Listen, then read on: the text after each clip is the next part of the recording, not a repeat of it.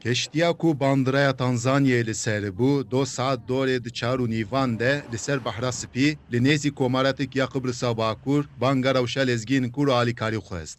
Tîmên Ewlekariya Peravê û parastina sivîl çûn hewara keştiyê. Kaptan û xebatkarên keştiyê rêwî hiştin û bi fîlîqayan keştî terîkandin. Fermandariya Ewlekariya Peravê ya Komara Tirk a Bakura Qibrisê hewlda ku bi 3 botên Ewlekariya Peravê penaberan xilas bike. Lêbelê ji ber bagara gûr û pêlan têrê nekir û ji Tirkiyê deste xwest. Li ser daxwaza Tirkiyê keştiyeke lêgerîn û xilaskirine ya Ewlekariya Peravê û boteke mudaxaleya lezgîn şandin cihê bûyerê. Piştî mudaxaleya keştiya ku têde 40 zarok bi tewayî 308 penaber hebûn, 500 metro dûrî Peravê hatin rawestandin. Ji keştiyê jineke ducanî bû botekê gihandin Peravê û rakirin nexweşxanê. Paşê keştî bû werî skaş kirîn keştîgeha Gîrnê û 308 penaberên Sûrî hatin xilaskirin.